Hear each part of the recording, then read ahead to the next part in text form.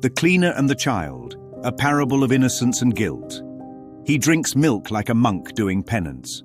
He waters a houseplant as if salvation depends on its leaves. And in a city that never sleeps, he sits in a chair instead of a bed, one eye half open, guarding a life he doesn't trust. Because guilt never lies down. Because fear builds its own bed out of vigilance and calls it safety.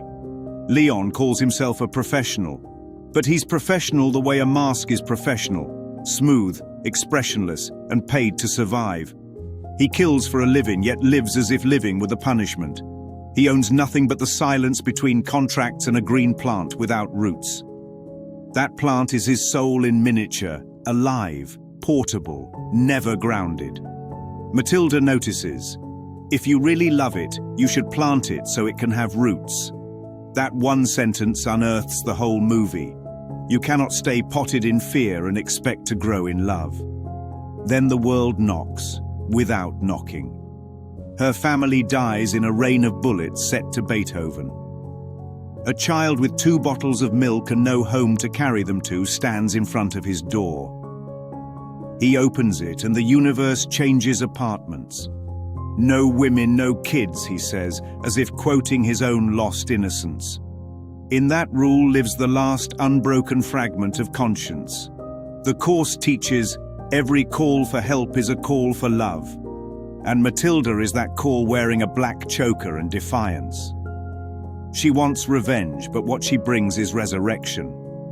She reminds the killer he has a heart, and reminds herself that hearts still bleed when they love. They begin to trade lessons. He teaches her to breathe, to aim, to wait. She teaches him to read, to rest, to trust. He polishes the weapon, she polishes the soul. In truth, they are both learning the same thing, that protection is not the same as love, and love needs no target. Around them move 2 shadows of the same ego. Tony, who keeps Leon's wages like a bank, representing safety through dependency, and Stansfield, the manic saint of chaos, preaching death through control. One binds through favors, the other burns through fear. Both are illusions of power born from guilt. The Course reminds us, the world you see is but a judgment on yourself. Every corrupt face on the street is a reflection of the unhealed mind within. Leon is not at war with the world. He's at war with his own belief in punishment. Mathilda's love is not romantic. It's cosmic correction in the language of affection. She is the Holy Spirit knocking on the door he never thought to answer. She doesn't save him by staying safe. She saves him by making him see. When he finally says, "We have no chance together, but if I'm alone, I can do it." That isn't despair. It's awakening. He's learned that love isn't about keeping, it's about freeing. No women, no kids, no chains. Love without ownership is the only kind that heals. People call his final act a sacrifice. It isn't. The man who once slept sitting up finally lies down. The restless mind accepts rest. This is not death, it's the first peaceful thought he's ever had. Forgiveness doesn't fight, it releases. The Course says, forgiveness is still and quietly does nothing. It merely looks and waits and judges not. That's Leon in the hallway, not dying for sin but laying it down.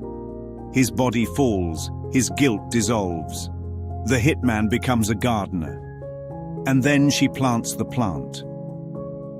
The camera holds steady on that simple act. No music, no sermon, just soil meeting root. What was once kept in a pot of fear is returned to the ground of being. That is forgiveness. What is real cannot be threatened.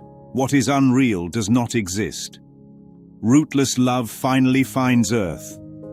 Planting is the end of revenge. Planting is the beginning of peace. The cleaner was never the man with the gun. The cleaner is the mind that chooses innocence over guilt. The true professional is the one who refuses to attack. Real cleaning is when judgment stops pretending to protect and starts remembering to love. When a girl stops rehearsing funerals and learns to breathe again. When a man stops aiming outward and finds the target within. The code, no women, no kids, becomes no exceptions, no enemies. Only love extended, or a call for love answered. If someone asked what this movie means, I'd say it's about a man who thought he was a weapon and a girl who proved he was a garden. It's about guilt and grace sharing an apartment. It's about milk, soil, bullets and mercy, the world's hardest elements reforged into a single act of tenderness.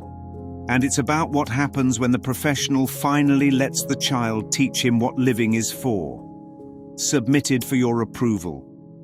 A professional who never learned to sleep, and a child whose grief could have burned the world.